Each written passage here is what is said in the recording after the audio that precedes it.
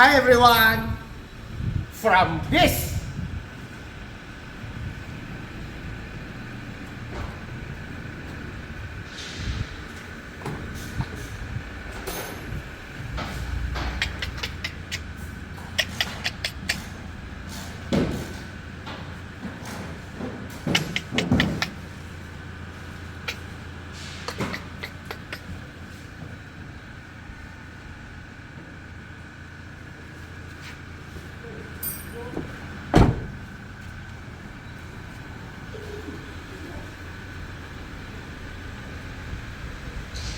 to this converted into 2024 Prado look consists of the hood. We replaced the hood, headlight, grille, bumper, fender, the rear tail light, and the rear bumper. And we also installed PIAA base horn and the stock fog lamp. We replace it into BAJA SQUADRON LED Pro, the yellow one.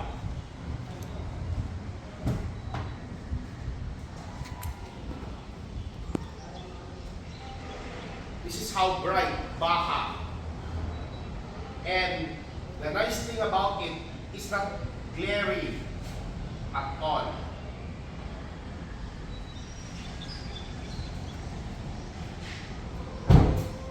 Also, we installed ARB UVP under vehicle protection. This is a 3-piece all the way to the transmission cover, case cover,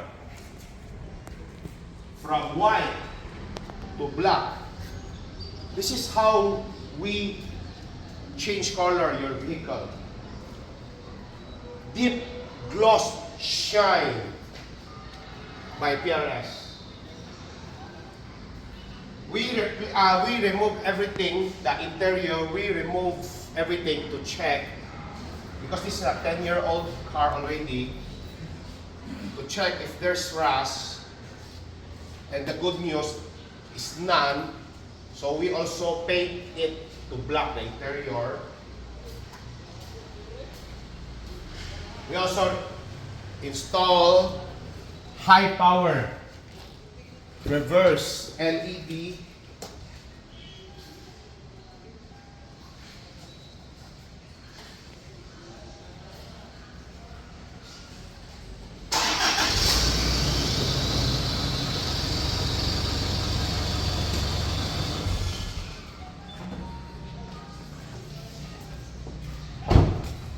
This is also being replaced, the taillight and the bumper.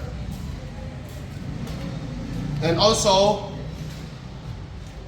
we restore the under chassis of this vehicle back to brand new.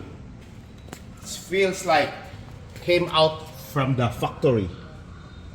Please zoom in.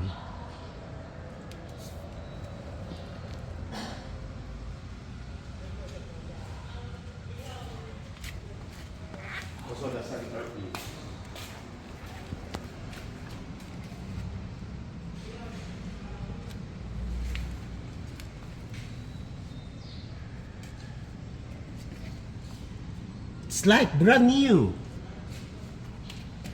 Okay, for the interior of this unit,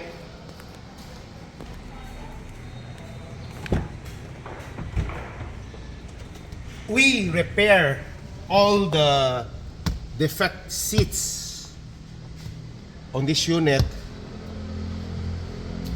and also we installed 70mm dashcam, front and rear recording. This one, this is the A800 4K, and steering wheel, we use the GREDDY steering wheel.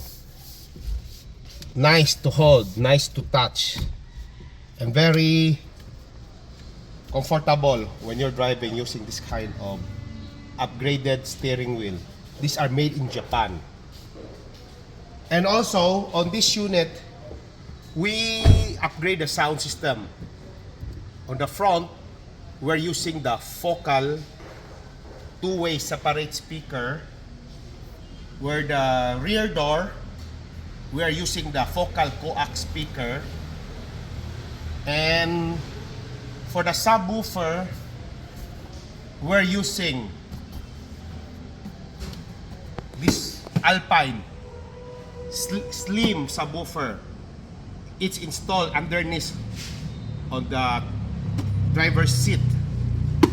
Trust me, small but powerful sub. And the head unit, we use the Pioneer. Then for the full matting, we're using the HIPPOTECH mat. And of course, to protect your interior, you need the best ceramic teeth. We use the BF film ceramic Supreme Plus. This is the 99% heat rejection with a 100% UV rays protection. We also paint those handle and interior LED lights. We replace to brighter interior LED lights.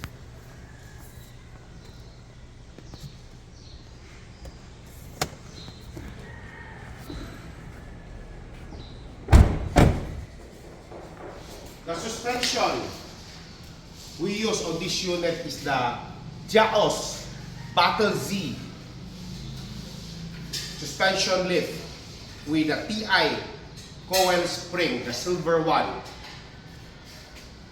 and adjustable extended link bar. This is the rear and also the front.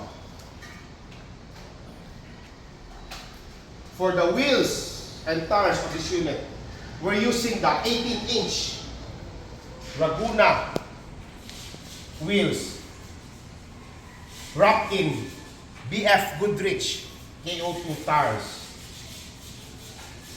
This is the gloss gunmetal I choose to install on this unit. See the stance on this vehicle. Perfect.